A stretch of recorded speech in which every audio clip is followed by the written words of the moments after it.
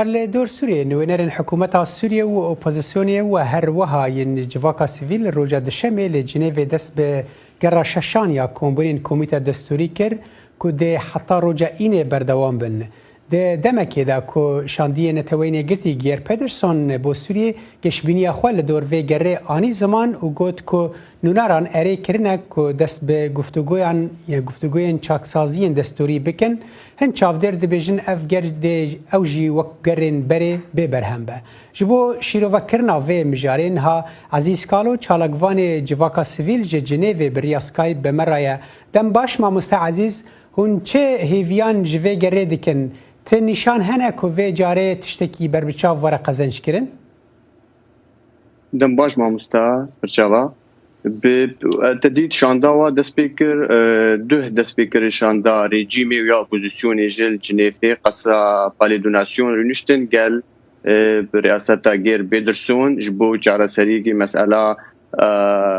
دستور سوری که نه آوابه که دیسا او قرار مجلس الامن جه بینی یا 2254 هی آخافتن سر چه به هر دو مرجع یعنی گل حزبینا بیدرسون نقاش سرکن وک صياغات دستوري كنه جبو سوريا كنه رجع وحتى نها ازو خواك نيرين مجرى من استوهي غانا بينج برغو حتى نها جا اوين فيدي بن حتى اين جيل برخابتن واواج بيجي وك بيدرسون دناسكن خادن اسكن متفائله انه بيجي امغان اتفاقين قال هردو الياج وك اوبوزيسيون جي وك ريجيم جي دناسكن او بيجي في جايتش باشه تشيبه وكي نزاني افغارا شاشا جي يلو الجنيفه تشيبه وازبينم بي نغرا داوي جبه بيشاروج جي غر هنج برغو حتى انا هر دو عالي جي توتشنا هكا زلال كرين دوچ تشيبه بس اخافتن تشيبه نقاشا واسه دستور تشيبن قرارا جو بي 2015 یا 2254 جه بينه وطبعا وقت او قرار دي 2015 ده تقريبا 15 دولتا دست فكرن انه قرارا 2254 انه شكلي سوريا ديمقراطيه بسوريا قال مركزي بدولتك الدين ودوله دجابه ما في هركزي ده حاضر به او قراره يرسل قرار يعني تبحث كرنو ببن سري عزيز يعني رشتنا هر دو شاندان روبرود لعين وكبيل سر همان ماسه و جاره تشتكي نويه يعني ديوان شش جراندا جاره داويه دجاره ششاندا روبرو به هفر رودنن افتر نشانان دشینه گلو او کاربن هر آلیه تشتکی جه داخوازن خدا که بهنکی ام هيدينا انه هر دو ملجي بشكي جو آلي خواز سيز بين شيبه دو قبيل بكي طبعا برعايات دولي ده بندستي جيل بيدرسون ده يرو ابني زيكبونا وخازبونا بيدرسون وقت كلام كر بيشيا هفدو جو برينها بالبرده ده جل هفدو يونشتينا جنيفا يكي ام بكي حتى يا هشتا وحفتا قال قرچي بينا وقال هفدو دي صار يونشتينا جي اوبوزيسيون جو ريجيم جي وبرينها دي مستورا بي ام بيجي اخضر ابراهيمي بي لازواج تو هيغاتي ده نابينج بل يعني هيج برخوا بده تو او بيجاري دناسكن بيجي تجني تشي ببيش روجي ده حتى اني بيانا واي دركه بيجي او باشا ما مستعزيز لسر اصلا ام بيشتربونا كردان تيدا ام زانن بريدا تم ام بيجن تركي ريغربون لبيش بشتربونا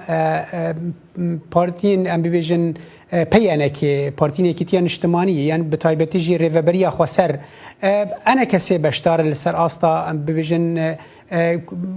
كردان يعني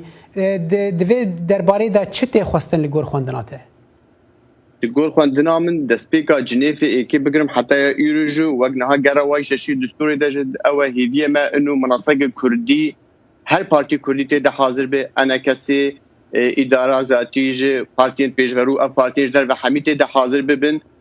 وقت مناطق کردی گل اپوزیسیونی به هگر گل رژیمی به وقت مثلا دو تدی دست بکرن وقت ترکیه چاودیر که انو ریشتن جنیف چه به نیجیکبونه که چه به نقابه اپوزیسیونی و رژیم ده بلش قصفه خاکر سر مسئله شهبا و حلب او باجه دوره عفرینی و سریکانی گفه خاکر ترکیه ایلو ترسه که مازن دیسا سر رجاوه هیا ترکیه بیجه خطره که مازن هیا مع انو روسیا حاضره ساعرده امریکا حاضره ساعرده بس دیسا ترسه که مازن هیا حاضر بینا انا کسی تنه جنیف هندک از بینم بیسانی نکات یعنی و طرف کردی خورتر بجوی عدد و نو عدد یورو ام بیجی وقت دست که ده لیجان تشکیل کردن 45 وا يعني از بینم داخوازم او وفد کردی یک مناسبن یک دن به چه اداره ذاتی به چه انا کسی به انه مرجعيه القرار الكردي السوري هبته ده واري نشني يرو جنيف تشيب كرتي ده حاضر به ما في ولا حاضر كرتي باشه اف نبونا وی کی پکناتنا وی کی يعني جاليه كردان ده يعني جاليه جواكان بنتوي و جاليه هزه كدن و يعني كي ناهله افتشتين كنت خوازي ببن